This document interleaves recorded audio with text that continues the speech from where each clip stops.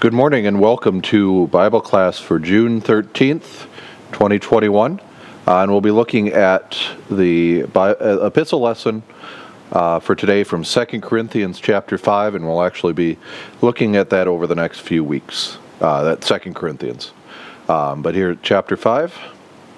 For we know that if the tent that is our earthly home is destroyed, we have a building from God, a house not made with hands, eternal in the heavens. For in this tent we groan, longing to put on our heavenly dwelling, if indeed by putting it on we may not be found naked. For while we are still in this tent we groan, being burdened, not that we would be unclothed, but that we would be further clothed, so that what is mortal may be swallowed up by life. He who has prepared us for this very thing is God, who has given us the Spirit as a guarantee. So we are always of good courage. We know that while we are at home in the body, we are away from the Lord, for we walk by faith, not by sight. Yes, we are of good courage, and we would rather be away from the body and at home with the Lord. For whether we are at home or away, we make it our aim to please Him. For we must all appear before the judgment seat of Christ, so that each one may receive what is due for what he has done in the body, whether good or evil. And since we heard the phrase, we'll walk by faith and not by sight, we'll open with the verse 1 of the hymn by that name. We walk by faith and not by sight, no gracious words we hear, from Him who spoke as none e'er spoke, but we believe Him near. All right. As a reminder, we've talked about this a few times before, but Corinth is set up here in Greece. And you can see it's kind of right on this isthmus here, and so that's part of its importance. It's a very important port city. There was a canal that connected the two parts of connected the waterways across the isthmus, and so that made it a very important transit part. You can see it's right here on the Mediterranean, but it's kind of sheltered, so it can get over to Ephesus and Colossae and some of those other places better. And so it's a wealthy seaport. I read somewhere that was about 250,000 people. We'll see, at the time of Paul. But we read in Acts 18 then when Paul gets to Corinth for the first time. So after he'd been on Mars Hill, the Areopagus, and talked to the philosophers in Athens, Paul left Athens and went to Corinth. And there he found a Jew named Aquila, a native of Pontus, recently come from Italy with his wife Priscilla, because Claudius had commanded all the Jews to leave Rome. And he went to see them, and because he was of the same trade, he stayed with them and worked, for they were tent makers by trade. And he reasoned in the synagogue every Sabbath, and tried to persuade Jews and Greeks. And so Paul's in Corinth for a couple years, then travels away, and then hears a few things about what's going on, and then writes these letters. And this is kind of where it's important to remember that as we're going through this stuff, we're reading other people's mail. All right, so 1 Corinthians, of course, was written earlier and was probably written from Ephesus in the spring of 56 A.D., and 2 Corinthians was probably written in the summer of AD 57, so a little over a year later, possibly with Timothy helping Paul write, and then the letter was sent with Titus to Corinth. But it's also, while we talk about 1st and 2nd Corinthians, we can read and infer from some of what Paul writes that there's actually 4 letters that he wrote to the Corinthians. We just only have 2 of them. The first letter, he mentions in 1 Corinthians, and he says, I wrote to you in my letter not to associate with sexually immoral people, which seems like good advice. Paul explains in context that he's not saying just don't avoid people outside the church, but inside the church, and they were having a bunch of issues inside the church. And then, so then the second letter that Paul writes is what we know is 1 Corinthians. The first letter was lost, and while we can try and speculate what might have been in it, why it was there,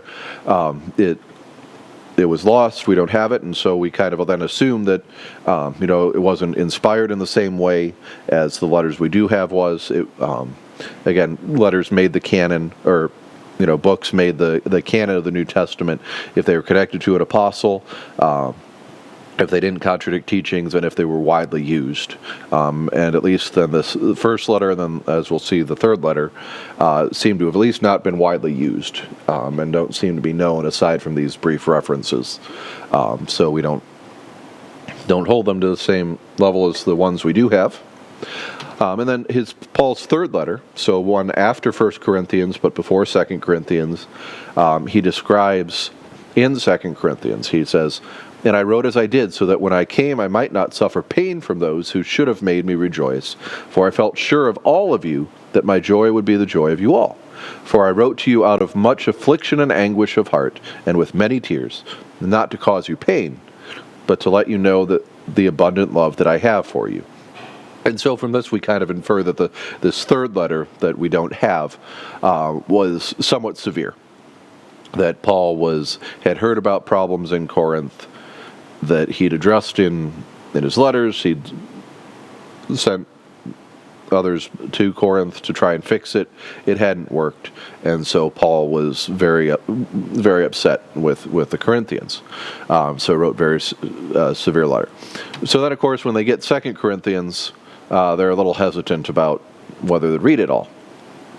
Because of how harsh the third letter was, but as we'll see a little bit as we go through later, that there's actually, it has been some repentance, there's been some forgiveness, there's been some reconciliation here, and so we're looking forward to that. And so the Corinthians have gotten their act a little bit better together and seem to be a little bit more in line with how Paul would like them to be. All right, and the kind of broad outline of 2 Corinthians that we'll be looking at, chapters 1 through 7 talk about Paul's authority and ministry in Corinth. Chapters 8 and 9 are about his collection for Jerusalem. If you remember, Paul's kind of last act, one of his big last acts is there was a famine in Jerusalem, and so then Paul travels around to all of the churches he'd founded to collect money to bring to the church in Jerusalem, so they'd be able to have money. And of course, Corinth, since it's a wealthy seaport, and seems to have had some wealthy people in it, as well as some poor people in it. But Paul's trying to encourage them to give, and we'll touch more on that when we get there. And then chapters 10 through 12, the rest of the letters about Paul preparing for an upcoming visit.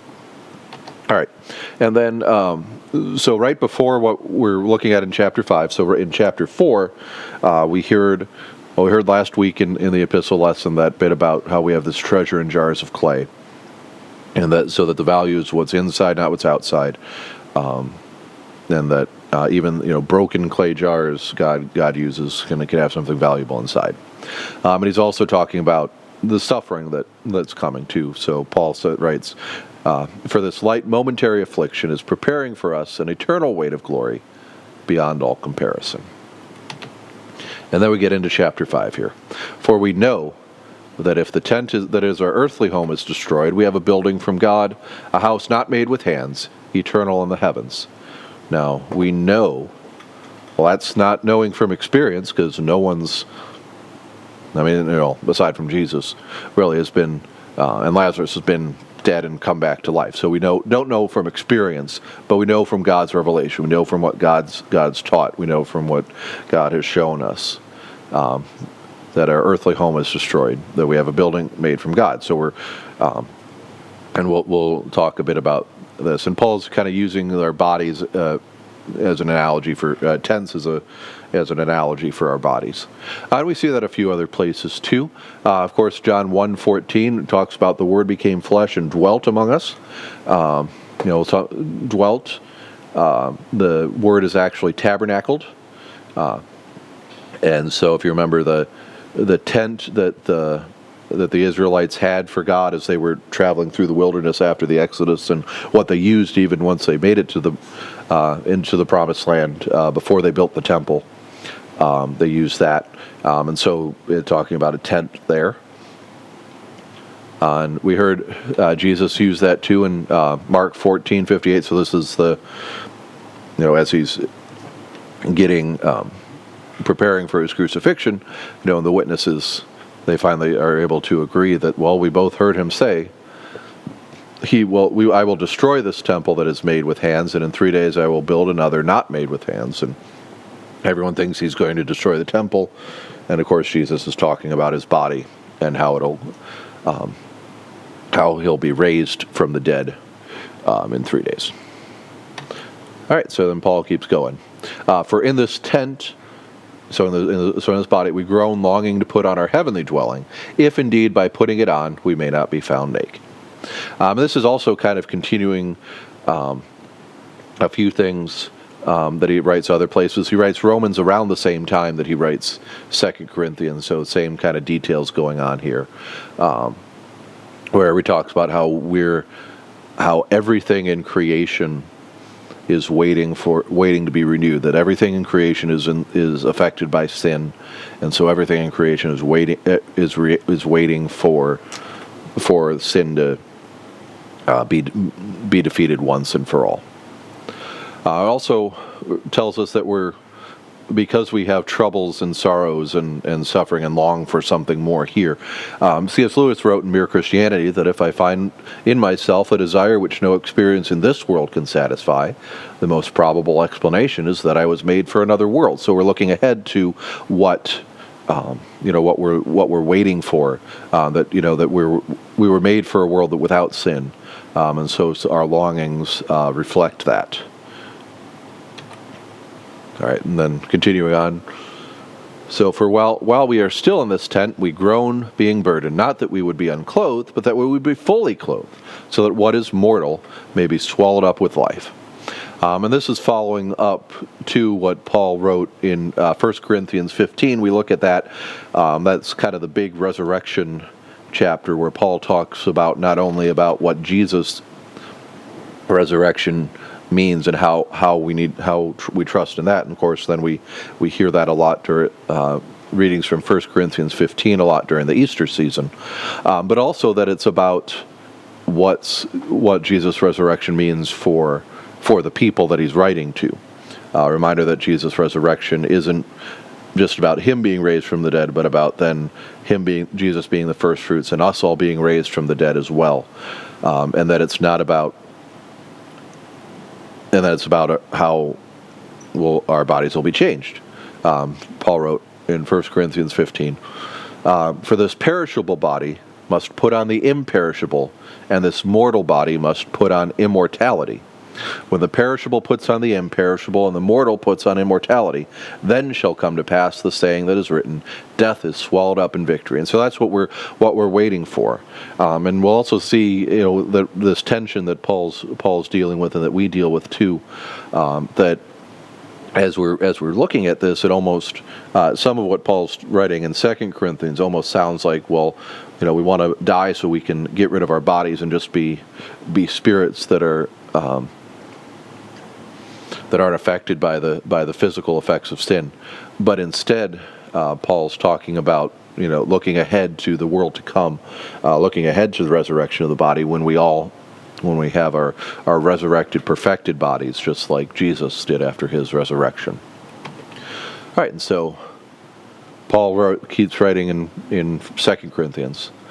So he who has prepared us for this very thing is God, who has given us the Spirit as a guarantee.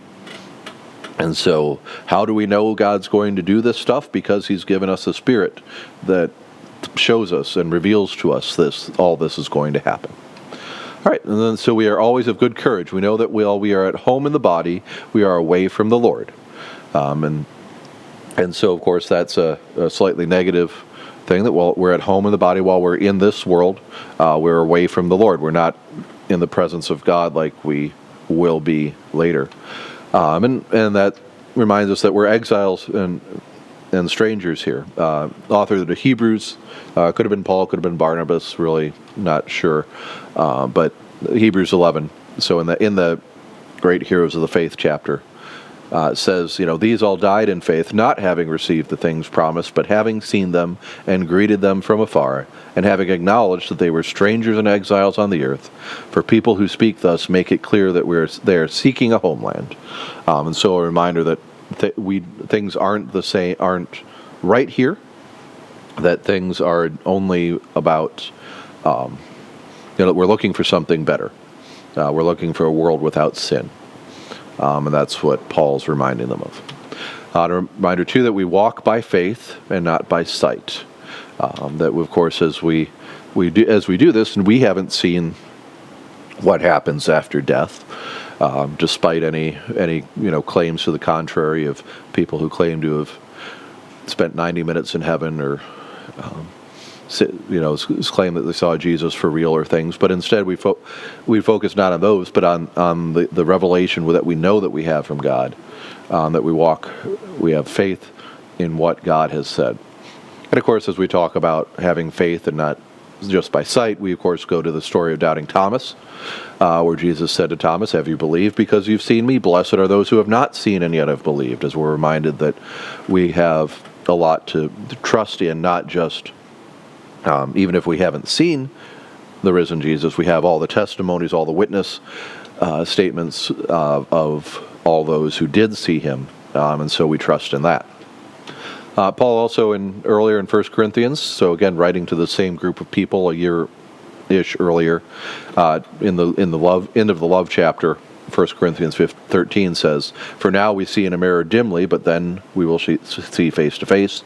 Now I know in part, then I shall know fully, even as I have been fully known." And so looking ahead, that we don't understand everything here right now, but we will understand things fully once we're in the presence of God. And then, yes, we are of good courage and would rather be away from the body and at home with the Lord. And so we, of course, would rather be with God. We'd rather be someplace where our bodies are working all the time, all the way they're supposed to, and we don't have to deal with, the various physical struggles we deal with, whether it's, migraines or torn ACLs or cancer or allergies or anything like that, that we'd rather be in the presence of God and not be dealing with all the effects of sin in the world. But we're not there yet. And we know that then God has reasons for us to do things here. So whether we are at home or away, Paul writes in verse 9, we make it our aim to please him. Paul wrote to the Philippians, writing a little later than this, and this is in Philippians, Paul's actually writing from prison. For me to live is Christ and to die is gain. So, if I'm still alive, then I will do, then God can use me to do certain things. And if I die, then I'm with God and everything's happy that way. And so being able to be content in all circumstances and trusting in God no matter what. And then final verse 10. For we must all appear before the judgment seat of Christ, so that each one may receive what is due for what he has done in the body, whether good or ill. Now, of course, we hear this and go, wait a minute, we're not being judged on our works, we're being judged on faith. And yes, but we also, hold this in tension with, for example, the parable of the sheep and goats, where Jesus says, come, you are blessed by my Father, inherit the kingdom prepared for you from the foundation of the world. And the sheep are on one side because of how they've cared for others. And the king will answer them, truly I say to you, as you did it to one of the least of these my brothers, you did it to me. And so it seems like we're saved by works there too. But it's a reminder too that faith and works aren't separate, that we're not saved though by doing good works, we're saved by our faith, and our faith is then demonstrated in the works we do. And so as we go through that, we focus in on that, but we focus too on the promises of God, on what the Spirit reveals to us, of how Jesus has defeated death for us, and we trust in Him no matter what is to come. All right, and we'll close with a hymn that kind of fits that idea, reminder of the theme of this passage. For me to live is Jesus, to die is gain for me.